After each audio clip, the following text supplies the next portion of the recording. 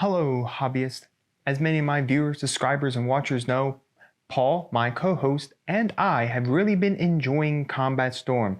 Now, of course, we're planning to release Combat Storm on a monthly release at the end of the month. Not mentioning we've already recorded 2 battle reports that were a lot of fun, and Paul and I did an amazing review of the game, giving it quite a lot of love, a lot of praise, and good things to really say about the game.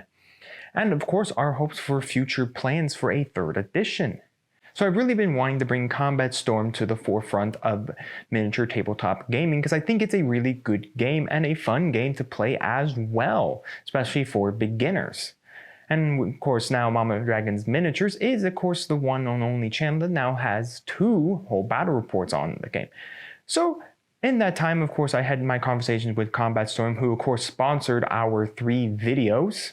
I'd like to thank them for that as well. But they decided they wanted to send me something. They wanted to send me a collection of miniatures that they're going to be using as a starter kit. That is correct. Some sculpts that they wanted me to check out and paint as well.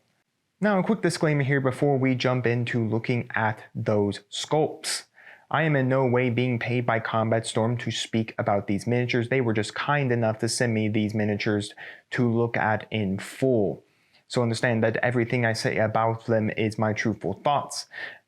Again, I am not being paid by any way by Combat Storm to speak falsely about the sculpts. But anyways, let's jump in to check out those miniatures. First, I just want to say this. Combat Storm did tell me their models are a little brittle because they do 3D print them, and I can say that. Whether or not this model broke because of transit or because of the 3D printing resin model is up for debate. But I do agree that they need to be going into an ejector mold rather than the 3D printing. Though 3D printing these models do look pretty nice. So anyways, let's take a look at the PCF model here. This is of course the model right here because this is the AK series of gun, and then you have the American, the US soldier right here because he has the M16. Now mentioning that that there is a difference between like their body armor, because the American's got this type of body armor right there on him rather than this one, but it also comes in different poses. You can get into a squatting pose right here, which is really cool, a squatting pose, or you can have this like running looking pose right here. So they do come in different mono poses right here. And of course, I will say this, there is some cleaning to do on these models, scraping some stuff off from the 3D printer, and of course, just probably maybe looking for some mold lines. Probably not going to find mold lines on a 3D printer, but scraping some of the stuff where its connectors were when it went through the 3D printing process, but nothing too harsh there. So really neat looking models all together. We got some bazooka models as well. Here is the anti-armor soldiers, the PCF, and the American one right here. Again, you can tell the difference between the bazookas. Also, you can tell by the armor plating. They also do come in a squatting pose. So here's the American bazooka soldier taking a squat. And then we have the PCF soldier taking a squat. So really nice look of these. I do like that there is a standing and squatting form for both of them. So anyways, that is the anti-armor soldiers. Next up, we have the snipers. We got our American Sniper Man, and we got our PCF Sniper Man. These only come in one pose.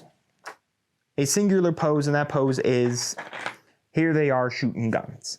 I would like them to have a standing pose or something like that, just to give them a little more variety than just a squatting pose. There's nothing wrong with the squatting pose. They're supposed to be snipers. They're supposed to be squatting down to get into, range to shoot stuff. But I would really like to have a pose where they're also standing and shooting and all, or running, or some other different mono pose than just this squatting pose. But cool nonetheless. I like the model looks again and everything about them.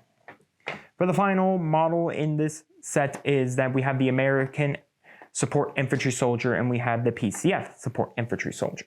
So again, really cool looking models. There's not really any other pose for these models as well, which is kind of sad. They could have done like a running pose or even a squatting pose, or even a pose where they're going down on the tripods, which you can do in the game, which I think would be a cool model to do. Heck, to even have just like a model that can even swap out. I don't think you want to swap it out, but like a model that you could run around with when because we have a little icon that tells you if these soldiers are in that pose. So I really would have liked to have some kind of pose where they're on their tripods or they're running or doing something else. I do think they need some more poses for the other major soldiers class than just the riflemen having the distinct amount of different poses. So those are the models. But these models, as you clearly see, you don't want to walk around the battlefield because they definitely aren't standing up anytime soon. So what you also get, and what they also supplied to me, what any modelist should put a model on, is a base. So these are the bases. I believe they are look like to be 25mm bases, which I don't think is a bad base size. So anyways, what you would do if you're just someone, you would just paste the model down onto the base, and congratulations, he's going to march in the battle. What I like about these bases is that they actually have a texture already on them. So for me, someone who doesn't like basing, this is really easy just to simply prime, put some like desert paint or some concrete looking paint, and then do a dry brush to pick up some of the grooves and the highlights off of the base. Now you could probably take any 25mm base if you want to do your own basing, or buy, you know, specialty bases that you want your soldiers to run around on. And I don't think there's anything wrong with that. So overall, I think the sculpts are really, really cool. I would wish that the sculpts had maybe something else to them. Like some of the soldiers need other positions. Like it'd be really cool maybe if the rocket soldier had like the bazooka anti-armor soldier had a model where he could be loading a rocket, or specifically like the PCF model would be really cool if it could be like seen loading a rocket. I think that like the soldiers, like this one, could be really cool if it could have a position where it's on the tripod or moving around or something like that. I think it'd be really cool if the sniper had something else besides just a squatting pose. But overall, I don't dislike these. I think this is a really cool start for the for Combat Storm, for getting you these models. And when we move out from looking at the models, we're going to discuss where exactly some of the remaining models are, or some of the units that you can use in the thing, in this game mode, and plus what I think they should do with tanks and their vehicles as well. So anyways, overall for the models and the bases, I think these are really, really cool. Basically, it's extremely simple. That's all you have to do, folks. Just get some super glue. Resin doesn't do good with a plastic glue, so you want to use super glue, Gorilla, anything thick, and you just paste it on there. It's a 25mm base. All the soldiers are going to be on 25mm bases, so that means you can measure from their bases, all of them together, and basically you just go forward. Again, like I said, even though you see like they're in two different colors as the resin they must have been using, it's not too hard again to distinguish. This is an American, this is an American, this is a PCF soldier, and this is a PCF soldier, as long as you can see the guns and you can see that the armor types clearly are different. So let's jump out of looking at the models and give some more thoughts on these models altogether. So overall, I really like the models. I think they're really cool. I think they're really neat. I just can't wait to actually get into just cleaning them up and scraping the stuff away from the printer. And of course, gluing the ones that, you know, have the broken parts, and maybe just putting them back together. And all of that, just so they look uniform again. And then after that, it's time to prime them and paint them. But if you're wondering, where are some of the other models? There's no model for any special forces. Not really much of a difference between some of them, but there's no real model for special forces, especially the infantrymen who have a different type of gun altogether, the snipers and stuff like that. There is no model for demolition expert. There's no model for a medic, a sergeant, a forward observer. There's no model for any of the vehicles, no tanks or anything like that. For a first round, I don't think they need to do tanks. It's pretty easy, probably just get an Army Men green or tan tank and just play with that as a PCF tank or a US tank.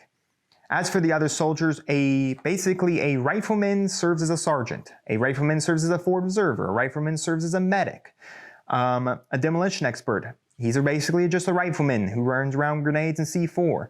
Sure, I'd like to see them have the Pacific model, a sergeant, a Pacific model that maybe has some kind of clarification that he's a sergeant, but then again, a normal rifleman can be a sergeant. Just maybe give him a paint scheme that stands him out as a sergeant. A medic would maybe be nice because he could have like a med pack on his back or something that could identify him as a medic. The demolition expert would actually be a really cool model, maybe with holding a C4 charge detonator or maybe hawking up a grenade. Another soldier we don't have here is the grenadier. I think that soldier needs to be created so we can have under his gun, each of the guns, the rifles, the grenade launcher. But then again, those models I just presented to you, sorry, I'm going to move that out of the way so it's not a distraction. Most of those units I presented to you can just be in the place of a rifleman. All they really carry is a rifle, and that's all they really do. They just happen to be a different type of soldier. The forward observer just happens to have the ability to call bombing runs and helicopter strikes. And, you know, Sergeant just happens to have some morale boosting abilities and some abilities to run when in prone. But what they gave me is basically the rifleman, which contributes most of other soldiers. Grenadiers just happen to have the ability to have a 40mm under their rifle. And like I said, demolition expert just happens to carry grenades and C4s, explosives. But I mean, the major units that need specific style models built for them is the support infantry because they're running around with machine guns, the snipers because they are running around with sniper rifles, the anti-armor because they are running around with a bazooka and RPG, and of course the riflemen because they have rifles. Now I will say, like, the Special Forces rifleman does carry around a specific style of rifle, so I think they need to make that, but that's about really it. You could turn probably anyone else. And yes, you can buy Pacific rifle upgrades, upgrade for sniper rifles and your machine guns, but I really don't think you need to make models for all of those different Pacific upgrades because it's not built into the game. Those are free upgrade points that you build after you build your army for the game. So overall, really good looking, some really good looking models. And I really do enjoy them. I can't wait to, like I said, clean them up and then get them primed and all that. So we're gonna go through a multi-part series of videos where we're gonna paint the riflemen, the snipers, the anti-armor, and then our support infantry. And we're gonna paint them up into some nice color schemes. And of course, we'll talk about color schemes, painting styles, and all that when the next video comes around when we're painting up the riflemen. I hope you enjoyed this video. If you did, make sure to like, subscribe, ring the bell. Make sure you get notified when my videos go out for live for you. And if you do want to check out Combat Storm, I'll leave a link in the description below of their website. Go check them out. Again, check out the info card, which is actually supposed to be appearing over here, for the battle reports Paul and I did and our full review of Combat Storm and our full thoughts on the game. So I do hope you will tune in for those painting videos. And once again, I thank Combat Storm for distributing me these models, and we'll see you on when I'm starting to paint up those infantrymen. Till next time, we'll see you here on Mama Dragon's Miniatures.